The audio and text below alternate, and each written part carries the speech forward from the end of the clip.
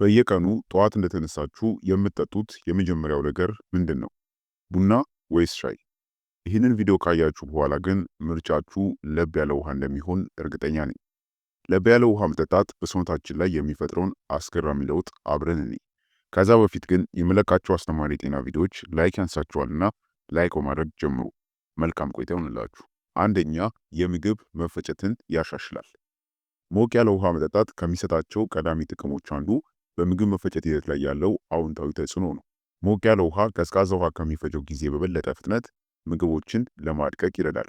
ምክንያቱም ለጨጓራ ምግቦችን ለመፍጨት ቀላል የሆነ ስለሆነ ነው። በተጨማሪም ሞቅ ያለ ውሃ የምግብ መፈጨት ኤንዛይሞችን ስለሚያነቃቃ ንጥረ ነገሮች በቀላሉ ወደ ሰውነታችን እንዲገቡ ያደርጋል። ከምግብ በፊት ወይንም በኋላ ሞቅ ያለ ውሃ መጠጣት የምግብ መፈጨትን ከማሻሻሉም በላይ የሆድ መነፋትንም ይከላከላል። ሁለተኛ፣ ድርቀትን ይከላከላል። ዘወትር የሆድ ድርቀት የሚያስቸግራችሁ ከሆነ ሞቅ ያለ ውሃ መጠጣት ቀላልና ውጤታማ መፍትሄ ነው። ሞቅ ያለ ውሃ የአንጀት ጡንቻዎችን በማንቀሳቀስ ምግቦች በምግብ መፈጨት ስርዓት ውስጥ በቀላሉ እንዲጓዙ ያደርጋል። እንዲሁም ሰገራ እንዲለሰልስ በማድረግም የሰገራ አወጣጥ ጤናማና ምቹ እንዲሆን ይረዳል። ስለሆነም የምግብ መፈጨት ስርዓትን ለማዘጋጀትና ሰውነትን ለማጽዳት በየቀኑ ጠዋት ጠዋት ሞቅ ያለ ውሃ መጠጣት ጀምሩ። ሶስተኛ፣ መርዛማ ነገሮችን ከሰውነታችን ያስወግዳል። ሌላው የሞቅ ያለ ውሃ የጤና ጥቅም ሰውነትን ከመርዛማ ነገሮች ማጽዳቱ ነው። ሞቅ ያለ ውሃ የሰውነት ሙቀትን ከፍ ስለሚያደርግ ላብ እንዲወጣ ያደርጋል። ይህም ቆዳ በተፈጥሯዊ መንገድ እንዲጸዳ ይረዳዋል። በተጨማሪም የሽንትን ፍሰት በመጨመርም ኩላሊት ስራውን በአግባቡ እንዲወጣና ቆሻሻዎች ከሰውነት እንዲወገዱም ያደርጋል። በተለይ በሞቅ ያለ ውሃ ውስጥ የሎሚ ጭማቂ መጨመር የማጽዳት ሂደቱ ይበልጥ ያፋጥነዋል። አራተኛ፣ የደም ዝውውርን ያሻሽላል።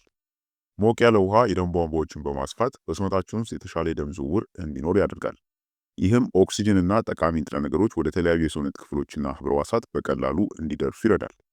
የተሻሻለም የደም ዝውውር የጡንቻ መኮማተርንና ህመምን ስለሚቀንስ ሞቅ ያለ ውሃ ከስፖርታዊ እንቅስቃሴ በኋላ ለመጠጣት ተመራጭ ነው።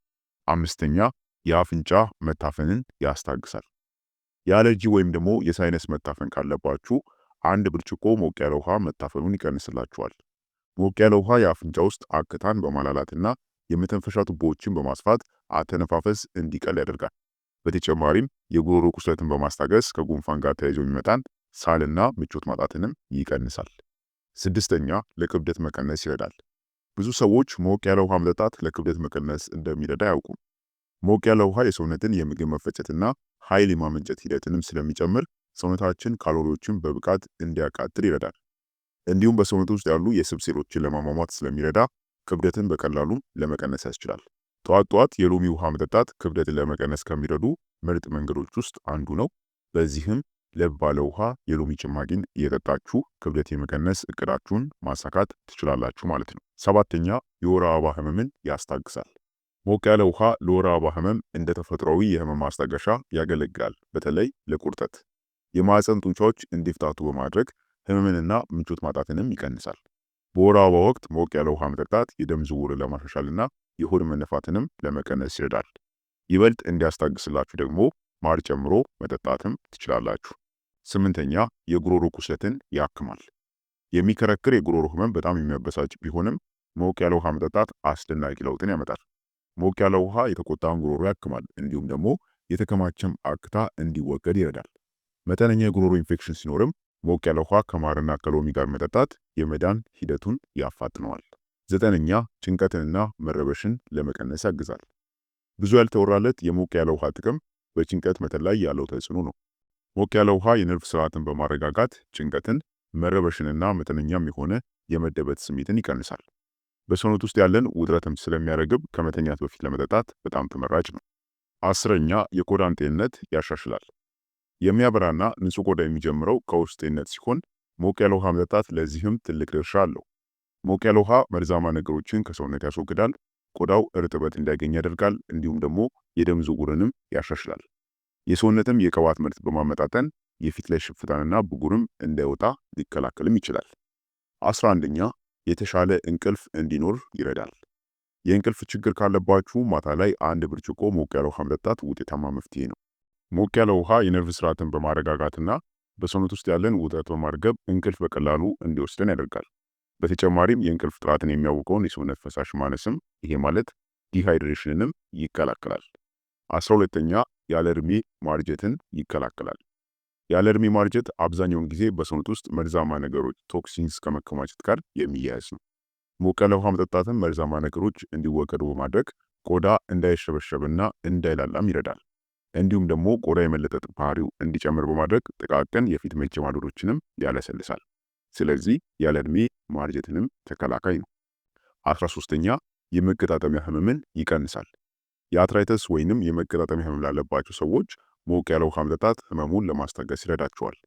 ሞቅ ያለ ውሃ ለመገጣጠሚያዎች እንደ ተፈጥሯዊ ማለስለሻ ሉብሪካንት በማገልገል ግትርነትንና እንዲሁም ደግሞ ህመምን ይቀንሳል። እንዲሁም በተጎዳው አካባቢ የደም ዝውውርን በማሻሻል የህመም ማገገም ሂደቱንም ያፋጥነዋል። 14ኛ የሰውነት የፒኤች መጠንን ያመጣጥናል። በሰውነት ውስጥ የአሲድ መጠን መጨመር ለምግብ አለመፈጨትና ለተለያዩ ብግነቶች መንስኤ ይሆናል። ሞቅ ያለ ውሃ የሰውነትን የፒኤች መጠን በማመጣጠንም የቃርና የአሲድ መመለስ ችግሮችን ይከላከላል።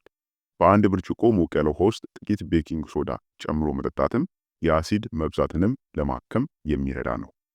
15ኛ በሽታ የመከላከል አቅምን ያጠነክራል። ለአንድ ሰው ጤንነት ጤናማ የሆነ የበሽታ መከላከል ስርዓት በጣም አስፈላጊ ነው። ሞቅ ያለ ውሃ መጠጣትም ደግሞ ይህ ስርዓት እንዲጠናከር ይረዳል። ሞቅ ያለ ውሃ ቀልጣፋ የምግብ መፈጨትን ይደግፋል፣ ሰውነትን ያጸዳል፣ እንዲሁም ደግሞ የሰውነት ሴሎች እርጥበት እንዲያገኙ ያደርጋል። እነዚህ ሁሉ በሽታ የመከላከል አቅምን ለማጠናከር አስፈላጊ ናቸው። 16ኛ የፀጉር እድገትን ያፋጥናል። ሞቅ ያለ ውሃ ወደ ጭንቅላት ቆዳ የሚሄደውን የደም ዝውውር በመጨመር የፀጉር ስሮች ለእድገት የሚያስፈልጋቸው ንጥረ ነገሮች እንዲያገኙ ያደርጋል። በተጨማሪም የጭንቅላት ቆዳ እንዳይደርቅና ፎሮፎርም እንዳይፈጠር እርጥበትን ይጠብቃል። ሞቅ ያለ ውሃን የዘወትር ልማድ በማድረግም ፀጉር ጠንካራና ጤናማ እንዲሆን ይረዳል። 17ኛ የሽንት ቧንቧ ኢንፌክሽንን ይከላከላል። ብዙም የማይታወቀው የሞቅ ያለ ውሃ ጥቅም የሽንት ቧንቧ ኢንፌክሽን መከላከል መቻሉ ነው። በቂ ሞቅ ያለ ውሃ መጠጣትም ባክቴሪያዎችን ከሽንት ቧንቧ ጠርጎ በማስወጣት ለኢንፌክሽን የመጋለጥ እድልን ይቀንሳል። እንዲሁም ደግሞ የሽንት ስርዓቶችን ከጀርሞች ነፃ በማድረግ የኩላሊት ኢንፌክሽንንም ይከላከላል። 18ኛ የአፍ ጠረን መጥፎ እንዳይሆን ይከላከላል። መጥፎ የአፍ ጠረን በአብዛኛው በአፍ ውስጥ ባሉ ባክቴሪያዎች ምክንያት የሚመጣ ነው። በሞቅ ያለ ውሃ አፍን መጉመጥመጥም ባክቴሪያዎችንና የምግብ ስብርባሪዎችን ጠራርጎ በማስወጣት አፍ ፍሬሽ እንዲሆንና ንጹህ እንዲሆን ያደርጋል። በሞቅ ያለ ውሃ ውስጥ ጨው ጨምሮ መጉመጥመጥ ደግሞ የአፍ ንጽህናን ይበልጥ የሚጠብቅ ነው። 19ኛ የኩላሊት ጠጠር እንዳይፈጠር ይከላከላል። የኩላሊት ጠጠር የሚፈጠረው ማዕድናት በኩላሊት ውስጥ ሲከማቹ ነው።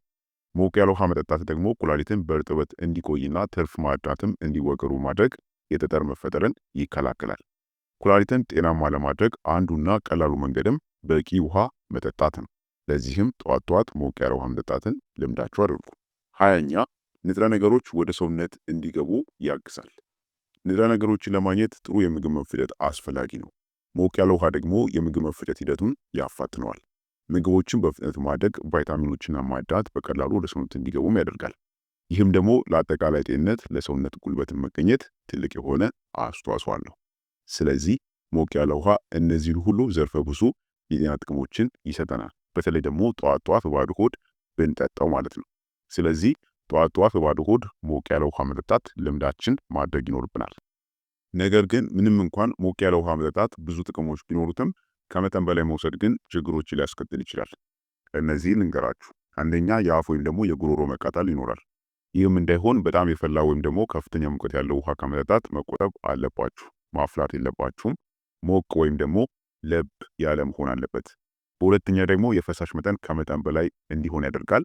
ከልክ በላይ ከጠጣችሁ በሰውነት ውስጥ ያለው የኤሌክትሮላይት መዛባትን ሊፈጥር ስለሚችል በመጠኑ መሆን አለበት። ሌላው ደግሞ በሶስተኛ ተደጋጋሚ የሽንት መምጣት ይኖራል።